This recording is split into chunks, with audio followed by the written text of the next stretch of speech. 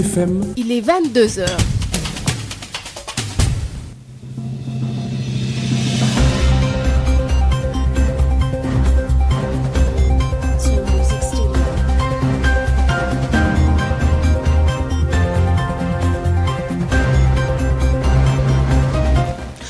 Mesdames, Messieurs, bonsoir et merci d'être à l'écoute de Sen Radio. À la une de ce journal, la gendarmerie a accueilli ce matin un enseignant du PASTEF au lycée de Cap-Rousse. En plein service, il est soupçonné de concocter une insurrection. Le QCM crie au scandale et parle d'une violation de la franchise de l'école.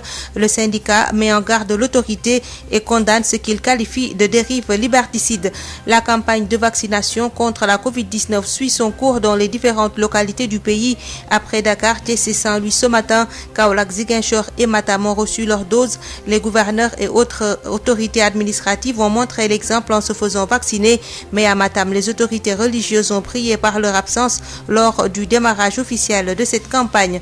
À Mbour, le programme de vaccination sera lancé dès demain jeudi. Mais en attendant, certains Mbourois se sont déjà inscrits sur la plateforme digitale mise en place par le ministère de la Santé. Le district prévoit une caravane de sensibilisation pour une adhésion massive de la population. La présidente du FMI, Christiana Georgieva, alerte une nouvelle fois sur les conséquences économiques de la crise sanitaire. La pandémie de coronavirus aggrave le sort des populations des pays pauvres et en voie de développement et creuse les inégalités avec les habitants des pays riches. Info Santé complète cette édition mise en onde par Alassane Watt.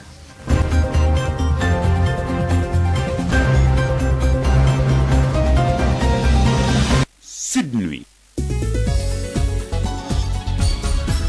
Marie-Rosalie Ndiaye.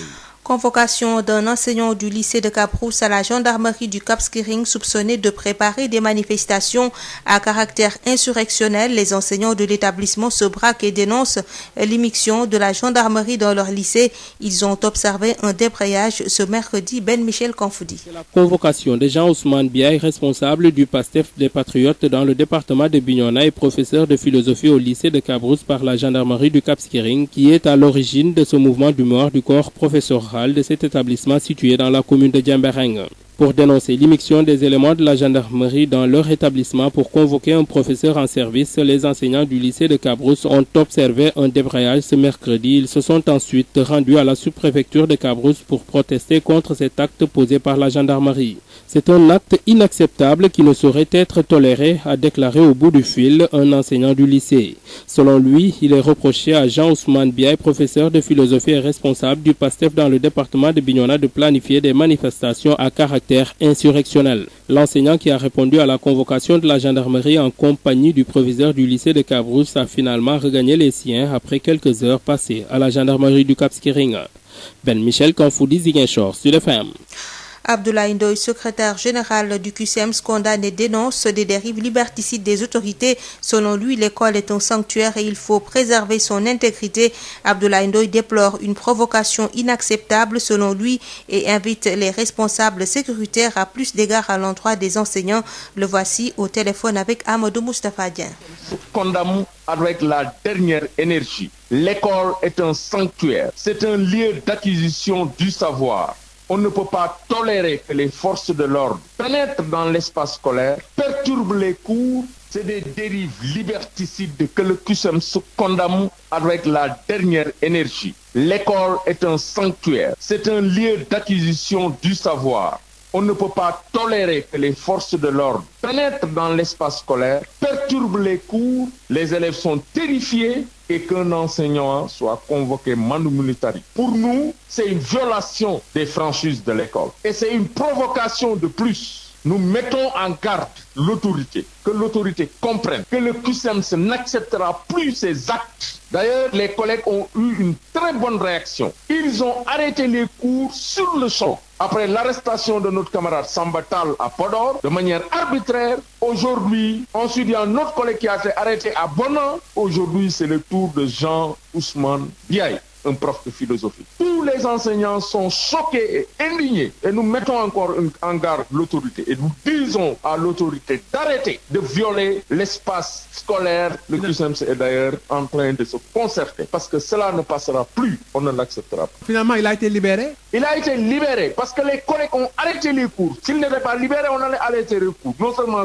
dans le département, mais nous allons demander partout que les gens arrêtent les cours parce que ça ne peut plus continuer. Pourquoi? L'espace scolaire, quand même, c'est un sanctuaire. On ne peut pas traiter les enseignants comme des malfrats. On est en train de ternir l'image des enseignants, de violer l'espace scolaire. Les informations circulent comme quoi que l'enseignant en question serait un militant du PASTEF. Est-ce une raison? Ce n'est pas une raison pour perturber l'espace scolaire. L'école est un sanctuaire, encore une fois. On n'a pas le droit. Pour un oui ou un non, les gens arrêtent les élèves. On arrête un enseignant qui était en train de faire cours dans sa classe, dans son école. Pour nous, trop, c'est trop. Et nous disons à l'autorité d'arrêter. Ça ne peut plus continuer. À l'instant, le secrétaire général du QCMS, Abdoulaye Ndoye, qui condamne et dénonce des dérives liberticides des autorités après l'arrestation de Jean-Ousmane Biaye, professeur de philosophie à Cap-Rousse. Colère et grincement de dents des enseignants décisionnaires et professeurs du département de Guinguinéo. Depuis 5 mois, ils n'ont pas reçu leurs allocations familiales.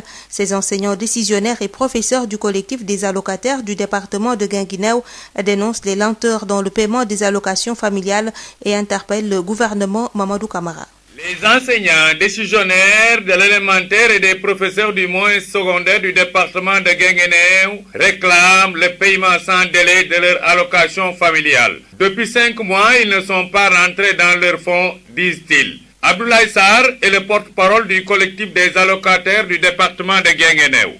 Le collectif des allocataires de Guinguinéo s'est réuni pour fustiger le comportement irresponsable de la caisse de sécurité de Kaolack. Depuis plus de 3 ans, nous, allocataires, restons plus de 3 mois pour percevoir nos allocations familiales, ce qui est une situation regrettable et même discriminatoire. Les allocations sont une partie du salaire. Comment se fait-il jusqu'au 5e mois, nous ne percevons pas? Et à chaque fois qu'on s'approche des autorités, on nous sert des discours fanfaronnades qui n'ont rien à voir avec la réalité des faits.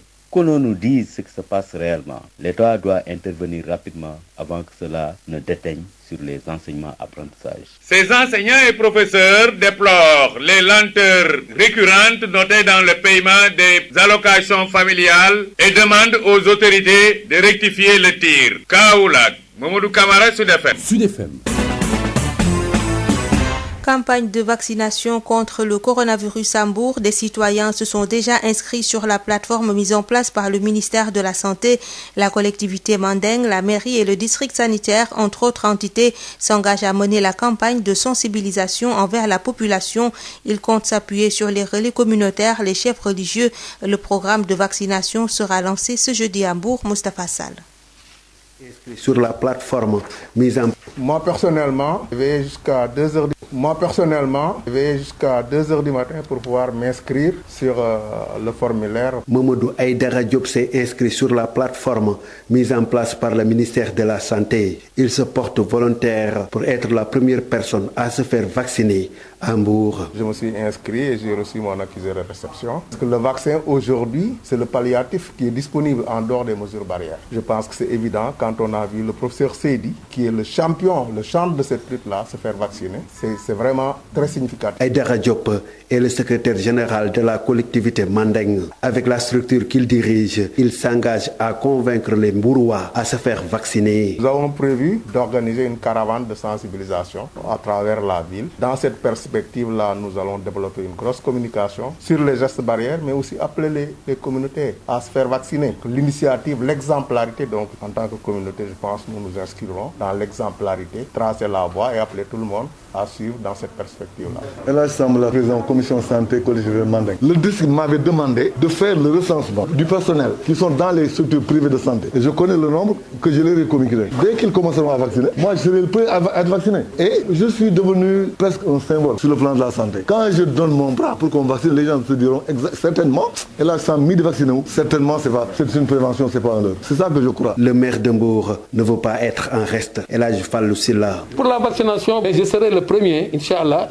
si les vaccins arrivent à Hambourg, je me proposerai le premier à être vacciné pour donner le bon exemple à travers la population. On va faire des sports, on va parler à la télévision, on va parler aux médias pour dire aux gens d'aller se vacciner. Je l'ai dit tantôt, pour aller à la Mecque, on vous oblige de se vacciner. Pour aller dans les lieux saints de la chrétienté, on vous dit d'aller se vacciner. Ça veut dire que c'est pour éviter de propager des maladies ou bien d'en recevoir. Le district sanitaire de Mbour va lancer son programme de vaccination contre le coronavirus ce jeudi au centre de santé de Tefes, qui sera la première personne à se faire vacciner à Mbour. L'avenir nous édifiera. Moustapha Sall, Mbour, Sud FM. À ce jour, le département de Tivaouane, qui vient de recevoir 2746 doses de vaccins contre le coronavirus, a enregistré 743 malades du Covid-19, 471 sont guéris et 47 malades ont perdu la vie. Une aggravation de la situation est notée ces derniers jours avec une hausse de pourcentage de contamination. Babacar Sow. À ce jour, le département de Tivaouane compte 743 malades du Covid-19, 471 guéris de la maladie et 47 malades qui sont malheureusement décédés de la pandémie. Des chiffres confirmés par le préfet du département de Tivaouane qui a fait le point avec le comité départemental de gestion des épidémies de Tivaouane. Makan Beng, préfet du dit département, donne ici les chiffres. Le département de Tivaouane, 743 de cas positifs. 645 pour le district sanitaire de Tivaouane, 106 en traitement à domicile. Au total, 471 sont guéris. Et nous avons connu 47 personnes qui sont décédées de la maladie. Tivaouane, un département qui vient de recevoir 2746 doses de vaccins avec cette deuxième vague meurtrière et dont les cas Covid ont connu une accélération vertigineuse selon le préfet qui fixe ici les cibles prioritaires dans la vaccination. Makan Beng, préfet du département de Tivaouane. Nous avons reçu au total 2746 doses de vaccins. Les couches ciblées sont d'abord le personnel sanitaire, ensuite les plus de 60 ans avec comorbidité. Suivent également ceux qui n'ont pas de comorbidité. Et nous exhortons les populations à suivre les mesures barrières. Deuxième vague a été notée. Tivaouane, Babacar Sow pour Sud FM. Lutte contre la Covid-19, la région de Kaolack a démarré sa campagne de vaccination. Le chef de l'exécutif régional qui a reçu sa première dose a donné le coup d'envoi à Ouatchao.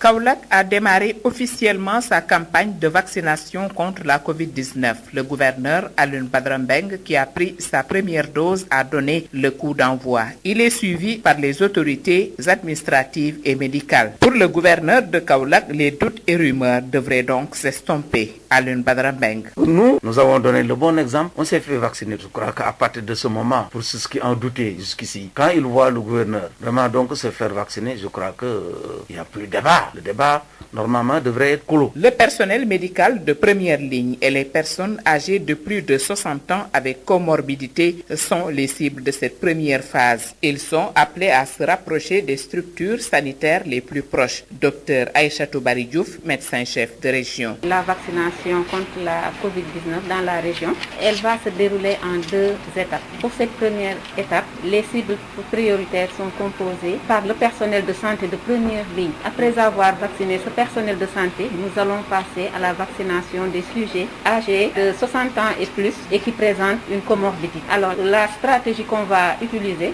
c'est la stratégie classique de vaccination dans le PV, c'est-à-dire en stratégie fixe. Ils peuvent aller directement au niveau des structures de santé. Ce sera la cible qui se trouve dans un rayon inférieur à 5 km d'une structure de santé. Stratégie avancée, c'est la cible qui va se trouver entre 5 et 10 km et la stratégie mobile sera la cible qui se trouve au-delà de 10 km d'une structure de santé. À 6 956 doses de vaccins ont été réceptionnées dans la région pour cette première phase et les bénéficiaires devront faire la deuxième dose 3 semaines après la prise de la première. Kaolack pour Sud FM, Awa Thiaw.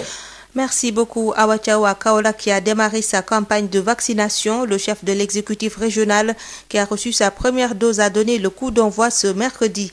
La campagne de vaccination anti-Covid-19 est officiellement lancée ce mercredi à Matam.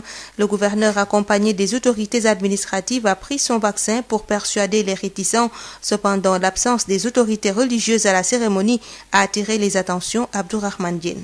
Sur les 200 000 doses de vaccins anti-Covid, la région de Matam en a reçu 4306.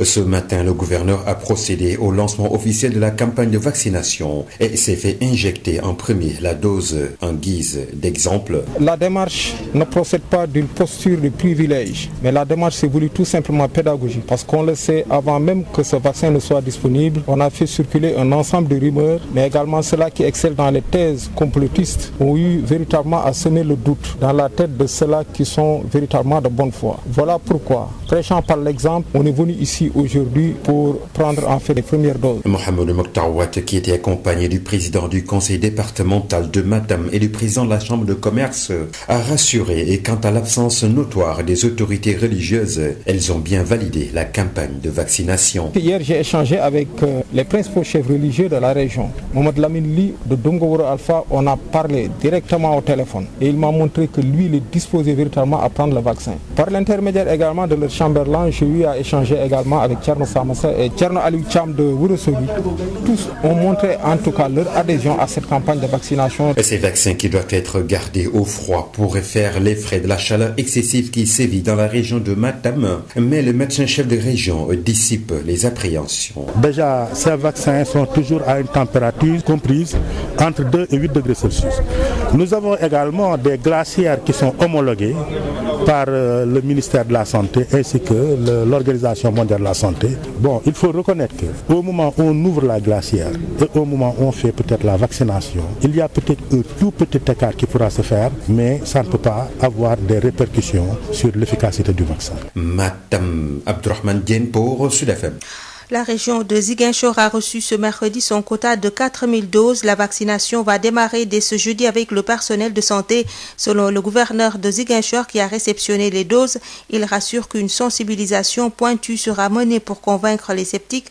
Écoutons Gueye Diouf, gouverneur de Ziguinchor, au micro de Ben Michel Konfoudi. La région de Ziguinchor vient de réceptionner son quota de 4000 doses de vaccins destinés en priorité à la vaccination des personnels de santé et des personnes âgées de plus de 60 ans vivant avec une comorbidité. Mais en première ligne, ce sont les personnels de santé qui vont démarrer la vaccination. Quand on aura fini avec le personnel de santé, nous allons poursuivre les opérations avec les personnes âgées de plus de 60 ans et vivant avec une comorbidité. Et dans 15 jours, nous recevrons également 4000 autres doses. Les consommables qui vont avec les doses de vaccins sont déjà disponibles. Aujourd'hui, dans la région de Ziguinchor, nous avons réceptionné le quota réservé à la région. Et demain, la vaccination va commencer au niveau des districts de la région de Ziguinchor. Effectivement, depuis l'annonce de la vaccination au niveau mondial, il y a des velléités de résistance, ce n'est pas propre au Sénégal. Mais au niveau de la région de Ziguinchor, le comité régional de gestion des épidémies, plus particulièrement le comité technique restreint, présidé par le médecin-chef de région, est en train de réfléchir sur des stratégies à mettre pour véritablement aller vers les populations, expliquer l'utilité de la vaccination et les amener véritablement à se vacciner pour pouvoir mettre un terme à la propagation de la Covid-19. À Dakar, l'hôpital Nabil Choucair a apprêté le démarrage de la dite campagne. Dakar a reçu 22 317 doses de vaccins qui seront réparties entre les différents cibles décidées par les autorités. Le gouverneur de Dakar a présidé la cérémonie. Au terme, 784 520 personnes seront vaccinées, nous dit Abdoulaye Diop. À l'instar du ministre de la Santé, le gouverneur de Dakar a appliqué ce qu'on appelle la pédagogie par l'exemple. Il a reçu la première dose de vaccin pour la région de Dakar et rassure Alassane Sall. Je n'ai même pas senti qu'on était en train de me piquer ou de m'administrer un quelconque produit. C'est dire donc que le fait de se vacciner ne signifie point qu'il y ait des conséquences sur sa santé si ce ne sont des conséquences positives. Pour cette première phase, plus de 22 000 personnes vont être vaccinées, selon le gouverneur. Nous allons, dans un premier temps, procéder à la vaccination d'une population certainement tournant autour de 22 000, en attendant que nous puissions l'élargir aux autres personnes concernées. Nous progresserons après ces 22 000-là pour atteindre 120 000 et vacciner plus de 700 000 personnes. Venu de Cambérène, cet homme du 3e âge qui s'est fait vacciner appelle ses concitoyens à venir faire de même. Il faut que les gens soient rassurés et venir se faire vacciner. Moi qui habite à Cambérène, par exemple, nous étions déplacés de Ndingila à cause de la peste. Donc nous avons déjà vécu une épidémie. Et pour moi, le vaccin reste la solution. Les maires des communes de la Padoue, des Parcelles Assainies, de Grand Yoff, entre autres autorités, ont aussi reçu leur première injection. Ils se sont engagés à faire adhérer massivement les populations de leur commune. Et puis ce communiqué de la réunion de ce mercredi, le Conseil des ministres ce mercredi, à l'entame de sa communication, le chef de l'État s'est félicité du lancement effectif hier de la campagne nationale de vaccination anti-Covid-19. Le président de la République exhorte à ce propos le ministre de la Santé et de l'Action sociale et les personnels de santé concernés à accentuer le plaidoyer soutenu et la mobilisation communautaire afin d'assurer le déroulement adéquat de cette opération nationale inédite de grande envergure. Le chef de l'État a rappelé l'impératif du strict respect des critères de sélection des cibles prioritaires, tout en indiquant que ce tournant majeur dans notre riposte contre la pandémie vise à renforcer, outre les mesures barrières qui sont toujours en vigueur, la mise en œuvre d'une stratégie préventive de lutte contre la Covid-19. Le président de la République attache dès lors du prix à l'implication des autorités administratives, des élus territoriaux, maires et présidents de conseils départementaux, des notabilités religieuses et coutumières, des jeunes, des femmes, ainsi que des forces de défense et de sécurité dans le déploiement réussi de la campagne vaccinale. Abordant la question liée à la modernisation du plateau médical national, le chef de l'État informe le Conseil avoir initié le processus de construction d'une polyclinique de dernière génération au sein de l'hôpital principal de Dakar afin de relever la qualité du plateau médical national qui doit répondre aux meilleurs standards internationaux dans le but de réduire au minimum les évacuations sanitaires coûteuses et d'asseoir la souveraineté sanitaire durable au Sénégal. Sur le climat social, la gestion et le suivi des affaires intérieures, le président de la République rappelle toute l'importance qu'il accorde au programme national de désenclavement des îles et l'amélioration du fonctionnement de la liaison maritime Dakar-Gorée. Le chef de l'État invite à ce sujet le gouvernement à marquer une attention toute particulière à ces projets de désenclavement qui participent au développement économique et à l'accès prioritaire des îles Saloum, Casamance, Gorée notamment aux services sociaux de base, eau, électricité, réseau téléphonique, Internet. International. Laurent Gbagbo annoncé en Côte d'Ivoire à la mi-mars, c'est en tout cas ce qui ressort d'une déclaration d'Assoa Adou, l'un de ses plus proches collaborateurs. C'était lors de la mise en œuvre ce mercredi matin à Abidjan du comité d'accueil de Laurent Gbagbo. Dans le même temps, la présidence de la CPI, la Cour pénale internationale, annonce la prorogation du mandat des juges jusqu'au 31 mars prochain dans l'affaire Laurent Gbagbo et Blé Goudé. Plus de détails à Abidjan avec notre correspondant Justin Assalé. Comité d'accueil Laurent Gbagbo sera en Côte d'Ivoire à la mi-mars, c'est ce qu'a déclaré ce matin à Soadou le secrétaire général du FPI, le Front populaire ivoirien, le parti de l'ancien chef d'État ivoirien en Belgique depuis son acquittement par la CPI, la Cour pénale internationale. Déclaration qu'il a faite à Abidjan lors de la cérémonie officielle de présentation du comité d'accueil de Laurent Gbagbo. Bluff ou réalité, cette déclaration d'Assoadou et la mise en place de ce comité d'accueil interviennent au moment même où la présidence de la Cour pénale internationale accorde une prorogation de mandat aux juges dans l'affaire Laurent Gbagbo et Blé Goudé jusqu'au 31 mars 2021 pour clôturer le recours en appel contre leur acquittement. En effet, dans une décision publiée mardi, la présidence note que les 20 et 21 janvier 2021, respectivement, elle a été saisie de demandes administratives du juge président de l'affaire, le juge Chile Eboué Ossoudi, et le juge Howard Morrison concernant la prorogation de leurs mandats respectifs aux fins de l'achèvement de l'appel dans l'affaire, souligne le test. De l'analyse de la présidence, il ressort que conformément à l'article 41 du statut de Rome et à l'article 31 du règlement de procédure et de preuve, le juge Eboé Osunji a été dispensé de la présidence aux fins de l'examen par celle-ci en raison des risques évidents de manque d'impartialité. Pour la présidence de la CPI, le juge Eboé Osunji devait être impliqué dans la prise des décisions liées à sa propre demande. Partant, elle prend acte de sa responsabilité conformément à l'article 38 du statut de Rome pour la bonne administration de la Cour, à l'exception du bureau du procureur. Rappelons que Laurent Gbagbo et Charles Blé Goudé, accusés de crimes contre l'humanité, ont été acquittés par la CPI le 15 janvier 2019. Justin Assalé, Abidjan, pour Sud FM. La pandémie ne cesse de faire des ravages dans les pays pauvres et en développement. Depuis le début du premier confinement, la crise a entraîné des pertes de revenus pour ces populations qui ont perdu leur emploi ou vu leur rémunération diminuer. Selon la présidente du FMI, Kristalina Georgieva, les femmes, les jeunes et les travailleurs peu qualifiés sont les plus touchés. La crise sanitaire va faire basculer des millions de personnes dans l'extrême pauvreté dans ces pays en développement. Selon le FMI, le revenu par habitant devrait chuter de 22% à la fin 2022 contre une baisse de 13% pour les pays riches. En ce qui concerne les économies émergentes, excepté la Chine, cette baisse sera de 18%. En sport, CAN des U17, le Sénégal loge dans la poule A, une poule très relevée, une poule difficile avec le tenant du titre, le Cameroun. Il faut une bonne préparation pour s'en sortir, a fait savoir le directeur de publication du quotidien Record, Hubert Mbeng, avec Odile Minkilan. Oui, c'est une poule très relevée. De prime abord, on peut même dire que c'est la poule la plus relevée des trois, avec le champion d'Afrique en titre, le Cameroun, mais aussi le Mali.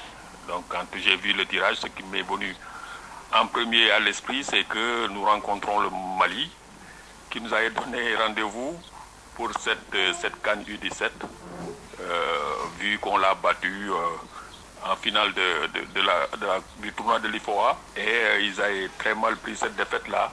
On se rappelle que, après ils avaient donné rendez-vous pour des retrouvailles à la CAN. Peut-être que même ils ne pensaient pas qu'on allait se retrouver aussitôt, donc dès la phase de poule. Ce sera très compliqué, mais je crois que nos gosses sont suffisamment outillés. Ils ne sont pas champions du tournoi IFOA pour la seconde fois consécutive pour rien. Donc ils ont montré de très belles dispositions, c'est une très belle génération. Maintenant, il faut bien se préparer et éviter surtout ce qui nous était arrivé lors de la dernière CAN en Tanzanie, où nous étions venus sous la peau de favoris et où nous étions tombés dès le premier tour. Donc voilà, c'est une poule difficile, mais je crois que nous sommes suffisamment armés pour pouvoir sortir de cette poule, même si nous rencontrons trois pays de grand football, le Cameroun, le Mali et l'Afrique du Sud, qui sont très bons, surtout en petite catégorie. Sud FM, chez vous, à tout instant. Yotox anti-moustique pour le corps, les vêtements, les rideaux et draps vous protège contre les moustiques chez l'adulte et l'enfant. Val d'Afrique vous offre votre journal de la santé. Bonjour à tous et bienvenue. Nous parlons de la lèpre, une maladie infectieuse chronique qui affecte la peau et qui touche près de 200 000 personnes à travers le monde. Mais au Sénégal, la lèpre n'est plus considérée comme un problème de santé publique. Les précisions du docteur Lala Fall, dermatologue. Ce n'est plus considéré comme un problème de santé publique au Sénégal parce qu'en 2014, il a été notifié 240 cas, donc pour 14 millions d'habitants. Donc vous voyez que ça équivaut à moins d'un cas pour 10 000 habitants, ce qui fait que ce n'est plus considéré comme un problème de santé publique. Les signes de la lèpre, c'est des signes essentiellement cutanés, donc des signes au niveau de la peau et au niveau des nerfs. Ce qui est le plus visible et accessible à tous, c'est des signes au niveau de la peau. Donc ça se manifeste par une tache claire, donc au niveau de la peau, donc pouvant siéger partout et avec une baisse de la sensibilité au niveau de cette tache-là. Peut se manifester aussi par un bouton, donc plus claire aussi que la peau normale, avec une baisse de la sensibilité au niveau du bouton ou de la tache. Elle précise que très rarement, la lèpre est mortelle et se guérit si elle est dépistée précocement. C'est une maladie qui peut être contagieuse dans certaines formes, peu contagieuse certes, et c'est une maladie qui est vraiment rarement mortelle, sauf s'il n'y a pas une prise en charge adaptée et qu'il y ait développement de complications. C'est une maladie qui se guérit sans problème si le dépistage est fait très précocement. Le traitement, il est disponible partout dans le Sénégal et c'est un traitement gratuit et efficace. C'est tout pour aujourd'hui. Merci de nous avoir suivis.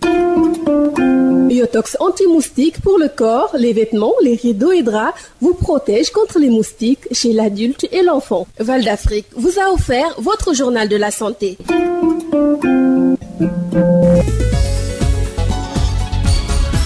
Marie-Rosalie Ndiaye. Mesdames, Messieurs, c'est la fin de cette édition. Je vous rappelle les principaux titres développés. La gendarmerie a accueilli ce matin un enseignant du PASTEF au lycée de Cap-Rousse en plein service. Il est soupçonné de concocter une insurrection. Le QCM se crie au scandale et parle d'une violation de la franchise de l'école. Le syndicat met en garde l'autorité, condamne ce qu'il qualifie de dérive liberticide. La campagne de vaccination contre la Covid-19 suit son cours dans les différentes localités du pays. Après Dakar, Thiès et Saint-Louis, ce matin, Kaolack, Ziguinchor et Matam ont reçu leur dose. Les gouverneurs et autres autorités administratives ont montré l'exemple en se faisant vacciner, mais à Matam, les autorités religieuses ont prié par leur absence lors du démarrage officiel de cette campagne. À Mbour, le programme de vaccination sera lancé dès demain jeudi, mais en attendant, certains Mbourois se sont déjà inscrits sur la plateforme digitale mise en place par le ministère de la Santé. Le district prévoit une caravane de sensibilisation pour une adhésion massive de la population. Sur l'international, la présidente du FMI, Kristalina Georgieva, alerte une nouvelle fois sur les conséquences économiques de la crise sanitaire. La pandémie de coronavirus aggrave le sort des populations des pays pauvres et en voie de développement et creuse les inégalités avec les habitants des pays riches. Mise en onde assurée par Alassane Wade. Merci de nous avoir suivis. Tout de suite, Sud Fiscalité qui sera suivie de votre émission Objection en rediffusion avec Bayo Marguey.